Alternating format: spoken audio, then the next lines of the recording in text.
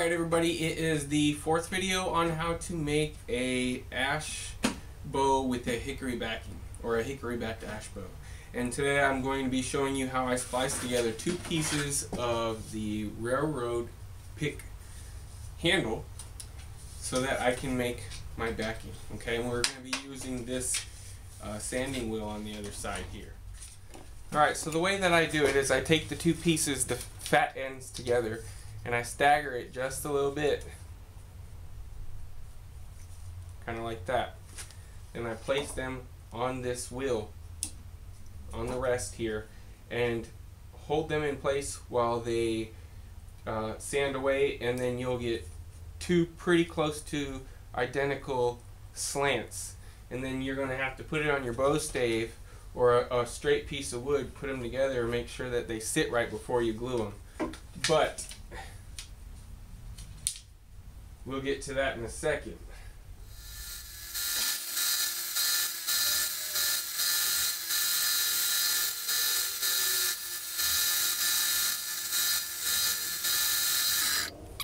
Alright, so if you look here, I got it pretty close to matching.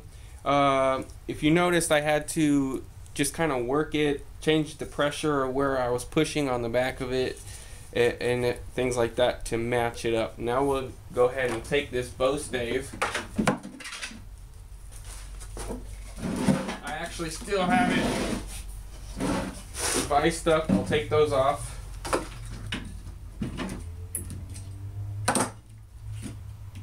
But you can take any piece of wood that's straight, put it over the top of it, and it'll help you to see whether or not your two splices are lining up straight. Like I was saying, you put it over the top of your bow stave so that you know it is going to be a straight backing. That's going to be important. And you also put it on the top so you can look in between those two pieces and see if they line up pretty good. And then we'll glue it on. But I like to put some saran wrap on the bottom here.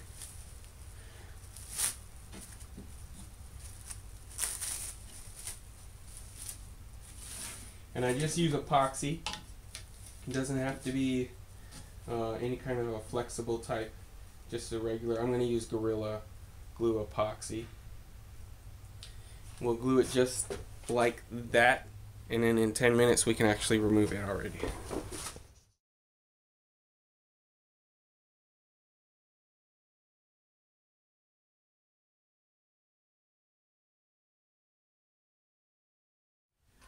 Alright, so we're continuing on with the hickory back ash bow. This is that piece of spliced hickory. Alright, we're going to put it on top of the ash bow and glue it on today. We're going to be using these inner tubes and a couple of pieces of wooden dowel. It's going to be needed because the edges are wider than the ash under it. So if you were to use inner tube and just spin it around, it would kind of make a dome because the force of the sides would kind of make it bend upwards, if that makes any sense to you. So if you use this, then we have some center force to counteract that. So you're gonna need that. I'm gonna be using this Uric 185. They don't make it anymore, but I have some left over and I've been using it on other bows. It's still working well. Now Unibond is the thing to use. You can find that on Three Rivers Archery, and I was looking it up. It's a little similar and it's a little not similar. This one is a 2-to-1 ratio. This powder and this 2 of this and 1 of this in the same measurement. But I believe Unibond is either 4-to-1 or 8-to-1, depending on how much work time you want. And the curing is kind of similar as well. So the ratio is a little different, but most everything else is the same. Alright, so I got my glue mixed up. I have scratches in both sides that are going to be glued. I just put a vice grip and a piece of blade here, saw blade, And got my backing here, I got my blank here. I'm going to put the glue on here. Just go by the bottle or the can of the Unibond. The specifications are there. I am going to need to take this out of the garage because it's under 60 degrees in here. That's the long sleeve t-shirt. I'm going to have to bring it inside, and probably going to use a space heater in a little room to bump up the heat to get it to cook. So let's get this going and put this on because it is pretty messy. Alright, I got the bow blank and the backing glued, and I'm just going to put them on top of each other, making sure that the backing is over every piece of the bow stave.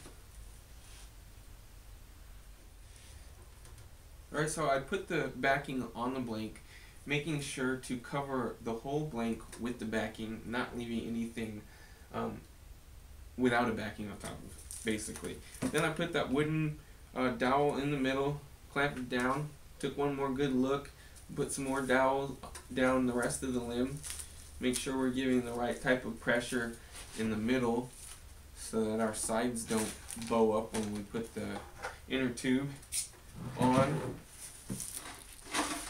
Now I'm just going to start wrapping. I'm going to start from the middle, work my way out. The middle on this side, work my way out.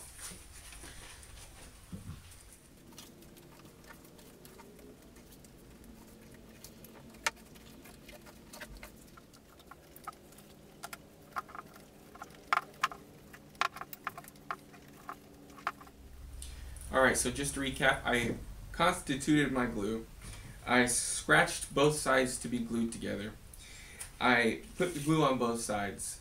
I made sure that the backing is all covering the bow stave underneath it. No place is it not covering it. I clamped it down, had some square wooden dowels on it. With that in the inner tube, we're going to give a good even pressure throughout the bow stave. You want to look again after you have put the inner tube on here, just to make sure it's still fully covered. I'm going to bring it inside and get it into a temperature that is higher than 70. I think is what's recommended by the Hickory 185, and I think it's also recommended by the Unibond.